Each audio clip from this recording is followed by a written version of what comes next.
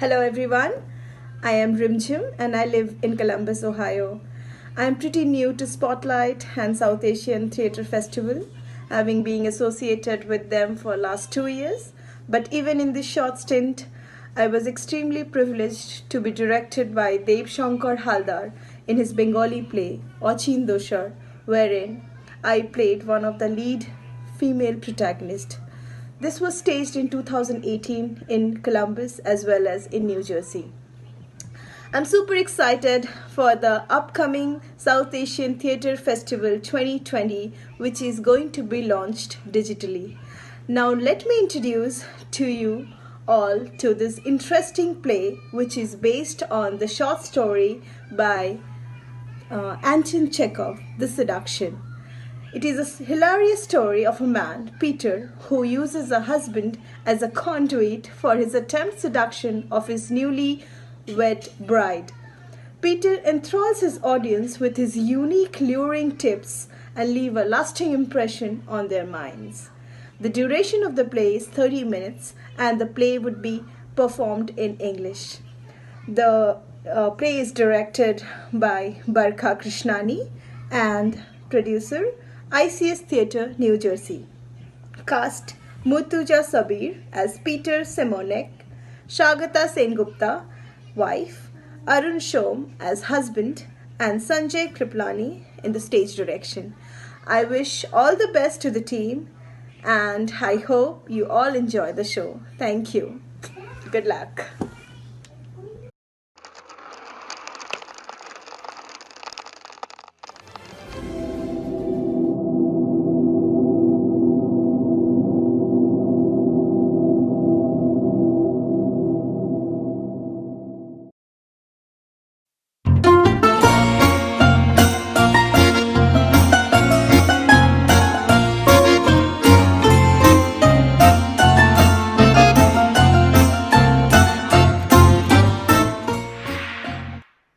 The seduction lights up on the narrator. He's in jacket, hat, and his pince nez. There is a small public garden, a tree, and a bench. He looks as if waiting for someone. Then out to the audience. Peter Semyonich was the greatest seducer of other men's wives that I've ever met. He was successful with all women for that matter, but there was a special challenge to beautiful women married to prominent, rich, successful men. I could never do him justice. Let him tell you, in his own words. He removes his glasses, puts them in his pocket, clears his throat, assumes a more debonair posture, and becomes Peter Semyonich. If I may say so myself, I am the greatest seducer of other men's wives that I've ever met. I say this not boastfully, but as a matter of record. The staggering figures speak for themselves. For those men interested in playing this highly satisfying but often dangerous game, I urge you to take out pen and paper and take notes. I'm going to explain my methods. In defense, married women may do likewise, but it will do them little good if they happen to be the chosen victim. My methods have never failed. Now then, there are three vital characteristics needed. They are patience, more patience, and still more patience. Those who do not have the strength to wait and persist, I urge you to take up bicycling, rowing perhaps. Seducing isn't for you.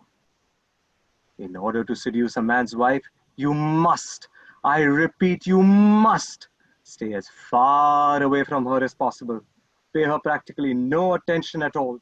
Ignore her if you must. We will get to her through her husband.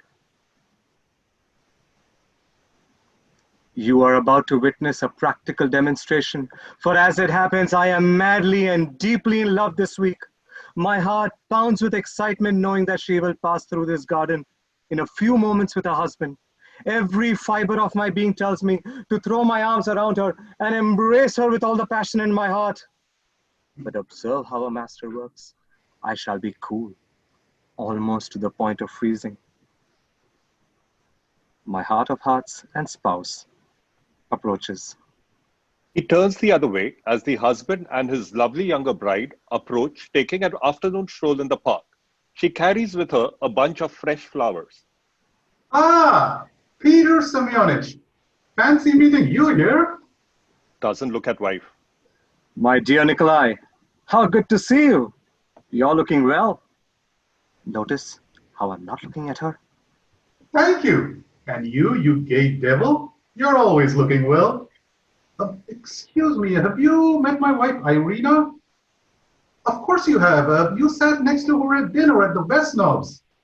Irina, I don't know what this charmer said to you at dinner, but I must warn you that he is a scoundrel, a notorious bachelor, and an exceptional swordsman. That's the best I can say for you, Peter. You exaggerate, Nikki. Madame, good to see you again.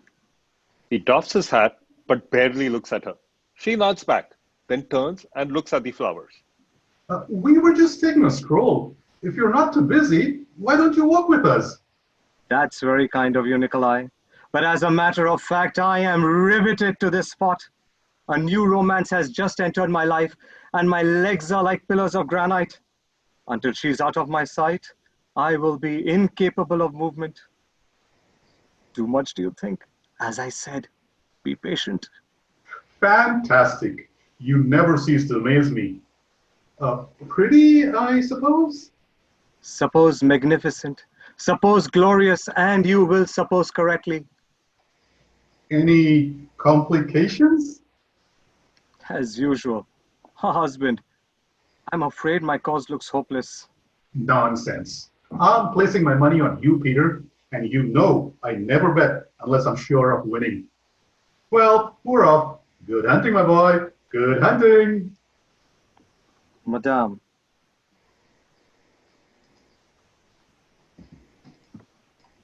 Beautifully done, don't you think? I am sometimes awed by the work of a true professional. Did you notice? Our eyes barely met. We exchanged hardly a word, and yet, how much she knows of me already. I'm a popular bachelor, a man in love, always titillating to romantic women, a gifted sportsman, a nice contrast to her sedentary husband. And this is most important, a dangerous man with the ladies. Quite frankly, at this point, she's disgusted by me. A, because I'm a braggart and a scoundrel. B, because I'm shamelessly frank as to my intentions. And C, because she thinks she's not the one I'm interested in. Forgive me if I'm slightly overcome by my own deviousness. By the way, are you getting all this down? It gets tricky from here on in. Now then, next step, hypnosis.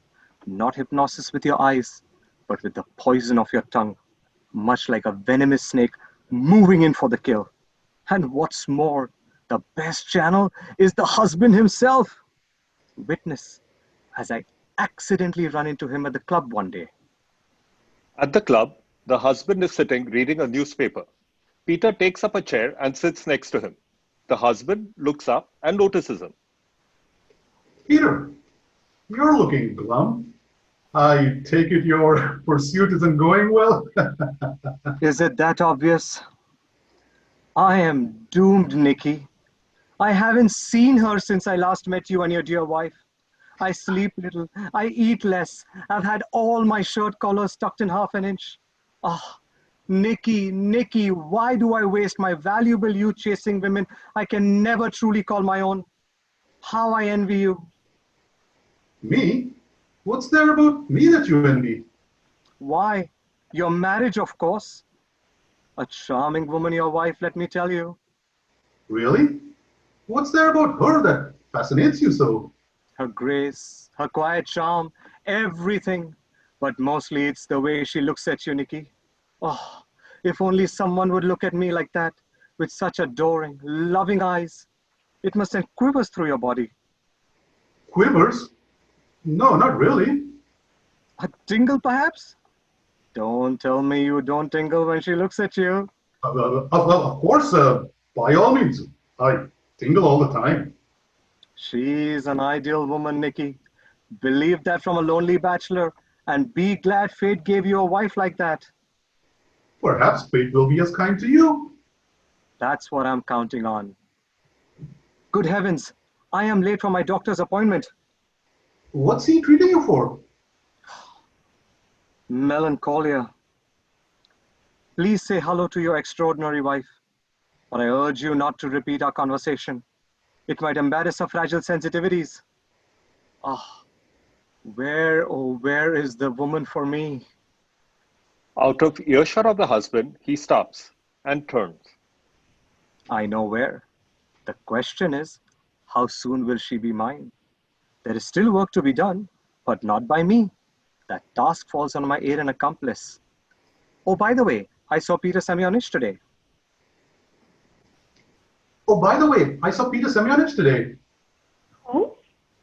Peter Semyonich, the bachelor. We met him in the gardens last week. That attractive fellow, you remember. I remember what a loathsome man he is. You may not think so when you hear what he had to say about you. Nothing that braggart had to say would interest me. He spoke most enthusiastically about you. He was enraptured by your grace, your quiet charm, and he seemed to feel that you were capable of loving a man in some extraordinary way. It was something about your eyes and the way you looked so adoringly. He certainly had a lot to say about you. He went on and on. Well, good night, my dear. Well, good night. What else? Hmm? What else did he have to say about me? Peter? Whatever that loathsome man's name is, what else did Peter Semyonich say about me?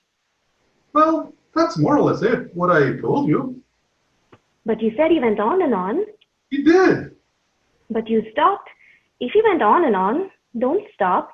Either go on and on, or let's go to bed. Well, he said how much he envied me, how much he wanted someone to look at him the way you look at me. How does he know how I look at you? Well, that day in the gardens, he must have been looking at you when you were looking at me. It sent a tingle to my whole body. The way I looked at you? Exactly, my precious. But you were looking at him, so you couldn't have seen how I was looking at you. As a matter of fact, I was looking at the flowers because he made me so nervous the way he kept avoiding looking at me. You must have tingled for some other reason. It's getting rather confusing. The point is, he found you fascinating. I thought it would please you. Well, it doesn't. I would rather you didn't tell me such stories. Are you planning to see him again soon? Tomorrow for lunch. Well, I would rather not be discussed over lunch. Tell him that. And at dinner time, you can tell me what he said. Good night, Nikki. Good night, my angel. Good night, my love. I am spellbound by my own powers. I succeeded in not only piquing her interest, but causing her heart to flutter at the mention of my name. The same man she called loathsome not 2 minutes ago.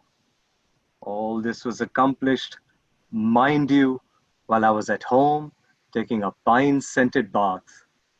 Luncheon the next day was not only nourishing, but also productive. At lunch with the husband. By the way, old man, I ran into Nekrasov yesterday. The artist? It seems he's been commissioned by some wealthy prince to paint the head of a typical Russian beauty. He asked me to look out for a model for him. I said I knew just the woman, but I didn't dare ask her myself. What do you think of asking your wife? Asking my wife what? To be the model, of course. That lovely head of hers. It would be a damn shame if that exquisite face missed the chance to become immortalized for all the world. For all the world? Really? I see what you mean. Well, why don't you discuss it with her then? Good idea. I'll discuss it with her. In the bedroom, they are preparing for bed. Well, I said I would discuss it with you. What do you think? I think it's nonsense. How did he put it to you? I mean, did he actually say a typical Russian beauty? Precisely.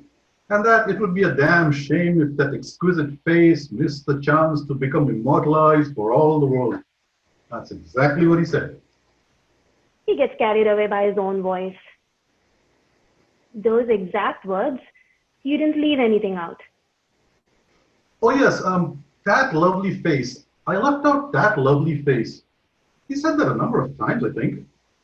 He does go on and on, doesn't he? How many times did he say it? Once? Twice? What? Let me think. It's hard to remember. It's not important. But in the future, I wish you would write these things down. Good night, Nikki. Good night, my dear. Have you seen me near her? Have you heard me speak to her? Has any correspondence passed between us? No, my dear pupils, and yet she hangs on every word uttered by her husband. Awesome, isn't it? We apply this treatment from 2 to 3 weeks. Her resistance is weakening, weakening, weakening. Back in the bedroom, as usual, preparing for bed. I think his mind is elsewhere, if you ask me. On some woman, from the looks of him. What woman? Has he mentioned any woman in particular? Oh no, he's too discreet for that. He'll protect her good name at any cost. Instead, he speaks of you all day. Poor fool. I'm beginning to feel sorry for him. It's really none of our concern. Nikki, did you ask him for dinner tomorrow? He's busy. The day after then? Busy. Next week? Next month? When? Doesn't the man eat? Well, he says he's involved on a very important project and it'll be months before he can see us. Although he did say that with patience and persistence, good things will come to him.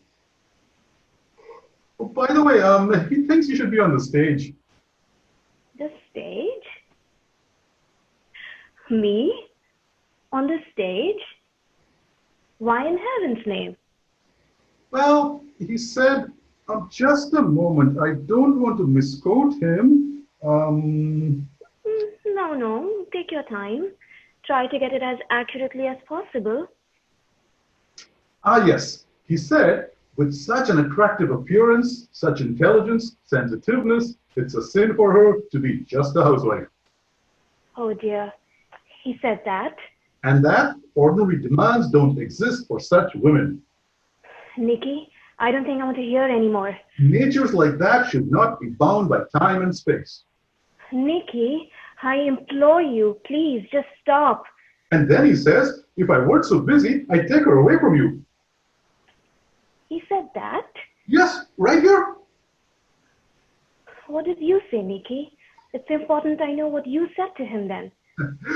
Well, I said, take her then. I'm not going to fight a duel over her.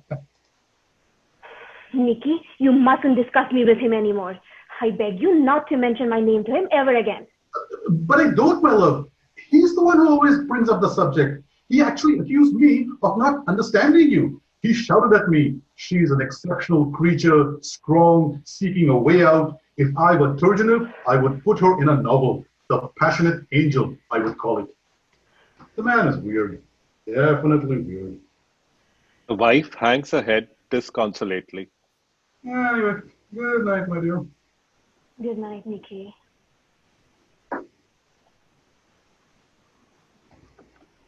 He's delivering my love letters, sealing them with kisses, and calls me weird? I ask you. So, let's see what we've got so far. The poor woman is definitely consumed with a passion to meet me. She's sure I'm the only man who truly understands her. A yawning, disinterested husband transmits my remarks, but it is my voice she hears, my words that sing in her heart. The sweet poison is doing its work. I am relentless. There is no room for mercy in the seducing business. Observe how deftly the final stroke is administered.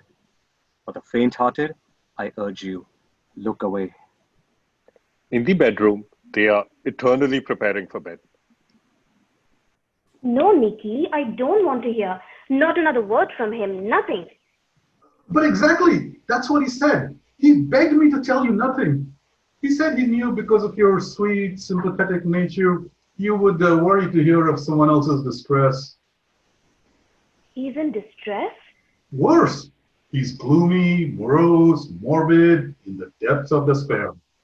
Oh no, but why? What's the matter with him? Loneliness. He says he has no relatives, no true friends, not a soul who understands But, him. but doesn't he know that we understand him completely? Doesn't he know how much I mean, we appreciate and commune with him daily? Doesn't he know that we yearn to be with him, you and I? I tried to make that clear. I again urged him to come home to dinner with me. But he said he can't face people. He is so depressed, he can't stay home. He paces in the public garden where we met him every night, What time? between 8 and 9. Oh, by the way, we're invited to the Voskovics tomorrow. Is 8 o'clock all right for you? No, I'm busy. I'm meeting Aunt Sophia tomorrow. She's ill. I'll be there at 9 or a little after. Good night, Nikki. Good night, my dear. In the public gardens, Peter is strolling, waiting for his prey. Please, no applause. I couldn't have done it alone. I share that honor with my good friend and collaborator, her husband. He wooed her so successfully that there is no carriage fast enough for her to be in my arms. She ran all the way. Now for the conclusion. You will understand if I ask you to busy yourselves with your programs or such. These next few moments are private, and I am, after all, a gentleman. Observe. The wife, wearing a cloak, rushes into the garden and then stops, breathless. My dear, my sweet dear angel, at last I can speak the words that I've long. No, not a word, not a sound, please. I couldn't bear it. Not until you've heard what's in my heart. He takes a moment to compose herself. For weeks now, I've been in torment. You've used my husband as a clever and devious device to arouse my passions, which I freely admit have been lying dormant these past 7 years. Whether you're sincere or not, you have awakened in me desires and longings I never dreamt were possible. You appeal to my vanity, and I succumb. You bestir my thoughts of untold pleasures, and I weaken. You attack my every vulnerability, and I surrender. I am here, Peter Semyonich, if you want me. He starts to reach for her, but she holds up a hand for him to stop. But let me add this. I love my husband dearly. He's not a passionate man, nor even remotely romantic. Our life together reaches neither the heights of ecstasy nor the depths of anguish. We have an even marriage, moderate and comfortable. And in accepting this condition and the full measure of his devoted love, I have been happy. I come to you now knowing that once you take me in your arms, my marriage and my life with Nikki will be destroyed for all time. I am too weak and too selfish to make this choice. I rely on your strength of character. The option is yours, my dear Peter. Whichever one you choose will make me both miserable and eternally grateful. I beg of you not to use me as an amusement. Although, even with that knowledge, I would not refuse you. I am yours to do as you will, Peter Semyonich. If you want me, open your arms now and I will come to you. If you love me, turn your back and I will leave and never see or speak to you again. The choice, my dearest, sweetest love of my life, is yours. I await your decision. Peter looks at her, then turns his hand and looks full face at the audience. He wants some advice, but none is coming. He turns back to the wife. He starts to raise his arms for her, but they will not budge. It is as though they weighed 10 tons each. He struggles again with no results. He makes one final effort and then quickly changes his mind and turns his back on her. God bless you, Peter Semyonich. I wish life brings you the happiness you have just brought to me. She turns and runs off. Peter then turns out to the audience, then reaches into his pocket, puts on his glasses, and becomes the narrator again, a little older and with none of the dash and charm of Peter. Peter Semyonich, the former seducer of other men's wives, from that day on turned his attentions to single, unmarried women only. Until one day, the perfect girl came along, and the confirmed bachelor married at last. He is today a completely happy man, except possibly on those occasions when some dashing young officer tells him how attractive he finds his lovely young wife. Lights off on the narrator. The end.